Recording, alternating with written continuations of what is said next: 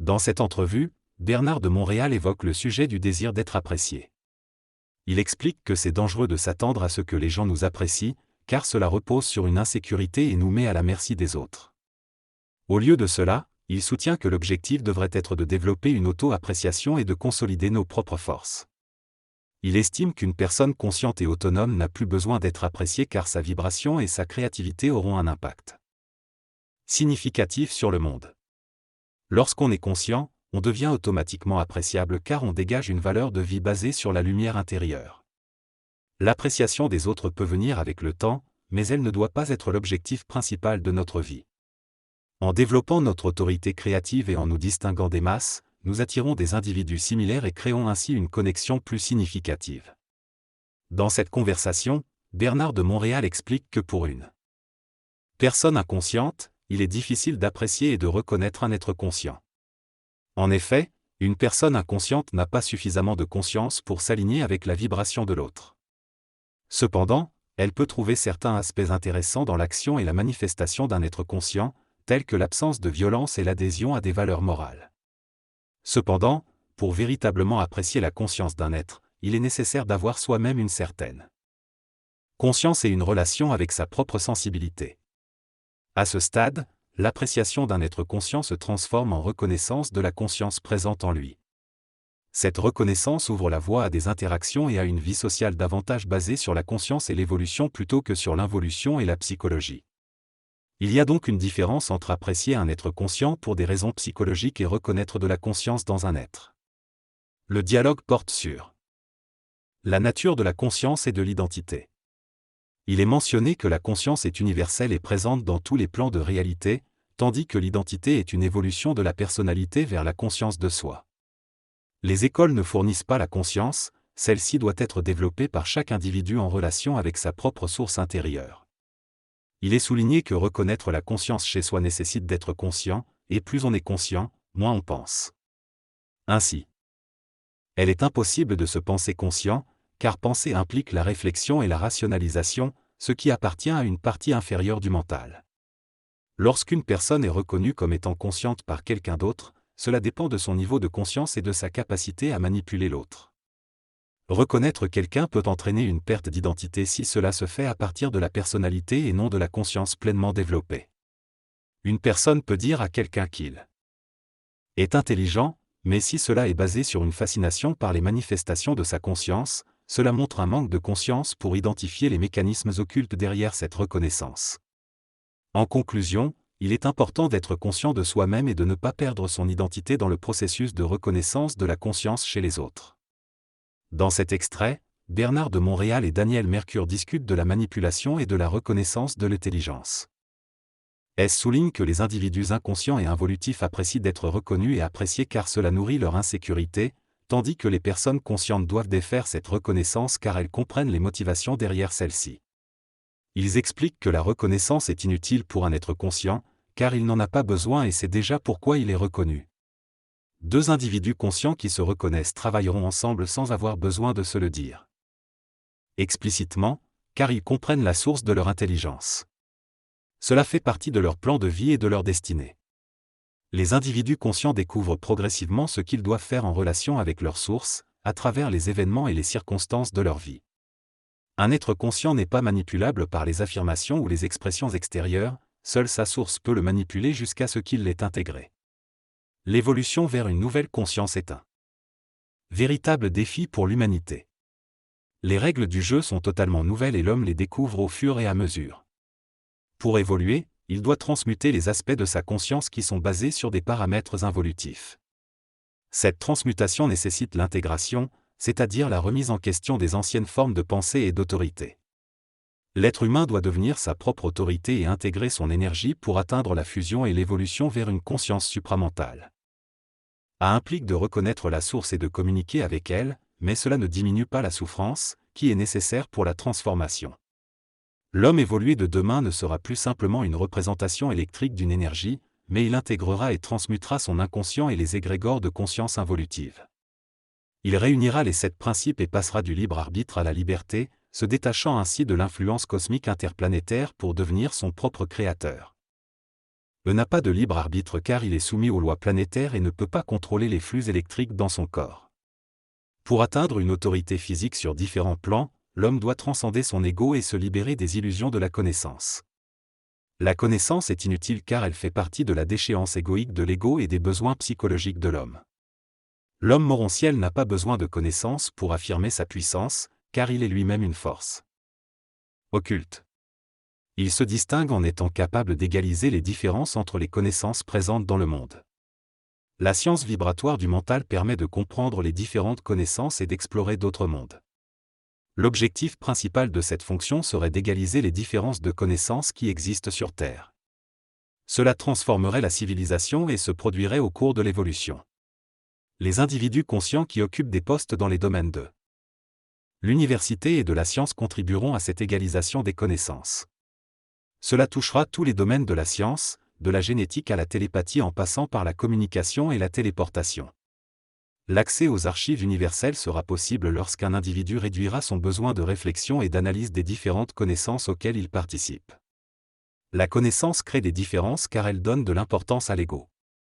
Cependant, dans le processus évolutif, ces actions sont remises en question et l'ego n'a plus besoin de la connaissance pour dominer son inconscience.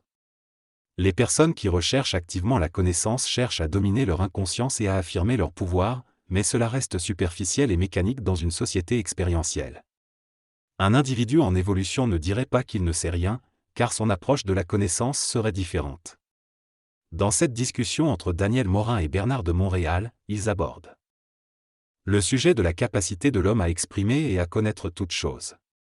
Bernard de Montréal explique que l'homme ne peut pas tout exprimer car il est soumis à des lois occultes et des conventions cosmiques qui régissent notre monde. Il souligne que l'homme n'est pas capable de supporter l'avenir et les changements astrologiques, c'est pourquoi il est préférable pour lui de ne pas connaître l'avenir. Il compare également la différence entre l'homme et d'autres formes de communication télépathique qui n'impliquent pas la pensée et l'émotion. Il discute ensuite de la relation entre le savoir, l'information et l'émotion. Bernard de Montréal explique que le savoir est la construction perpétuelle d'une connaissance en constante évolution. Il souligne que la lumière ne peut pas se reposer, donc l'homme doit constamment créer et détruire des formes. L'homme peut se reposer dans son esprit, mais s'il se repose trop sur les formes qu'il a créées, il sera découragé car elles sont temporaires. Daniel Morin demande alors si l'objectif de l'esprit est de détruire toutes les constructions humaines une fois qu'elles sont terminées. Bernard de Montréal répond que l'évolution va dans ce sens et que le seul moment où l'esprit ne détruira plus les constructions de l'homme est lorsque l'homme aura une conscience morontielle sur un autre plan. Il discute ensuite de l'intégration et de la capacité de l'homme à se détacher de ce qu'il sait. Bernard de Montréal explique que l'intégration consiste à être capable de tourner complètement le dos à ce que l'on sait, y compris les choses les plus occultes, afin de détruire le mensonge cosmique et les fondations de la connaissance. Daniel Morin conclut en demandant si la connaissance est un mode de pensée, à quoi Bernard de Montréal répond positivement et ajoute que c'est aussi un mode de vie et d'expérience. Il souligne que de nombreuses personnes vivent encore aujourd'hui selon les connaissances établies par les grandes religions, ce qui peut mener à des conflits et des violences. Il voit cela comme une forme d'involution et de karma collectif qui doit être surmonté. Dans cette conversation, il est question de la destruction des habitudes de pensée et de la constante évolution de la conscience. Lorsqu'un individu conscient transmute ses anciennes connaissances, il les change progressivement jusqu'à ce qu'elles se volatilisent. Cela ne signifie pas pour autant qu'elles n'ont plus d'importance pour l'individu en tant qu'individu, mais elles peuvent encore être perçues comme importantes pour l'humanité. L'individu conscient est constamment en mouvement, créant et détruisant sans cesse, ce qui le maintient jeune psychiquement et stimule sa créativité. La constance, quant à elle, fait partie intégrante de la présence de la conscience. Les formes, en revanche, sont sujettes au changement et peuvent retarder le processus d'évolution. Un individu conscient apprend à gérer ces changements de forme et devient de plus en plus habile à le faire. Progressivement, il parvient à ne plus mettre d'émotion ni de valeur dans les formes et laisse sa conscience créatrice dicter le processus créatif. Il ne prend pas la responsabilité de la forme en elle-même, mais assume celle du mouvement, soutenant ainsi toute la forme dans son temps intérieur. Par conséquent, un individu conscient peut influencer les autres à travers son processus créatif, mais chacun est libre de choisir de s'y engager ou non en fonction de sa propre conscience. Dans cette discussion, il est mentionné qu'un initié peut travailler sur une base de plusieurs centaines d'années, tandis que les hommes travaillent sur une base de quelques années. La raison pour laquelle les formes doivent changer constamment est que les hommes ne sont pas capables de les absorber pleinement. Le changement de forme permet à l'homme de grandir et d'évoluer. L'objectif de l'esprit n'est pas de donner à l'homme une forme permanente, mais plutôt de fusionner avec lui pour l'amener vers une conscience supérieure. La matière est importante pour l'esprit car elle permet à l'âme d'amplifier sa résonance et d'évoluer plus rapidement. Une fois que l'âme a atteint une certaine résonance, elle peut se mouvoir dans des plans d'énergie plus élevés, appelés conscience morontielle, et n'a plus besoin de se souvenir de son passé. Dans cette conversation, Bernard de Montréal discute de l'expérience de l'âme et de sa relation avec la résonance et la conscience. Selon lui, l'âme est abrutie par la résonance, car elle est incapable de composer avec le son sans être aveuglée par la lumière astrale qui la précède. La lumière, en descendant dans les plans astraux, crée le son en fracturant les éthers de vie. Toutefois, l'âme a une inclination à rechercher la résonance, ce qui explique pourquoi elle est attirée par les cacophonies terrestres telles que les guerres et les souffrances. Lorsque la fusion entre l'âme et la conscience de l'esprit s'établit, l'âme peut perdre sa cacophonie psychologique et commencer à percevoir sa source véritable. Cela peut être troublant pour l'âme, car elle craint de perdre le contrôle de sa connexion avec le monde de la mort. L'âme est habituée à mourir et à se détacher de la résonance intense de l'incarnation, ce qui explique pourquoi elle est contente de se libérer de cette résonance en forme astrale. Cependant, l'ego n'est pas prêt à accepter cette mort physique. Dans l'évolution de la conscience, l'âme vit une nouvelle résonance, celle liée à sa source lumineuse. Cette résonance peut être douce mais aussi pernicieuse, car l'âme a une mémoire et une certaine façon de raisonner. Cette résonance est enregistrée dans la conscience de l'ego à travers l'intellect, ce qui crée des distorsions de la communication. Par conséquent, la communication télépathique avec les circuits universels n'est pas une sécurité pour l'homme, car l'âme a tendance à interpréter à sa manière. Dans cette réflexion, l'auteur explore la notion de la résonance de la lumière et son impact sur la conscience de l'homme.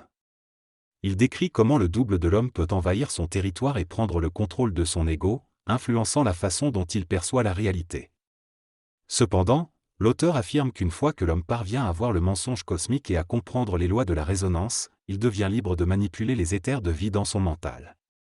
Il peut alors communiquer par télépathie avec d'autres individus et ne plus être régi par les lois du silence. L'auteur soutient que le silence n'existe pas réellement et que prôner sa valeur est en réalité une tromperie. Il explique que l'homme est un être capable de rugir et d'établir sa propre loi lorsqu'il interprète la lumière et la fusionne avec le son. Bernard a affirmé que la connaissance occulte de l'humanité de l'homme nouveau est la prescience, c'est-à-dire le droit de regarder toutes les connaissances différenciées et de les abolir. Sa déclaration a été applaudie par le public.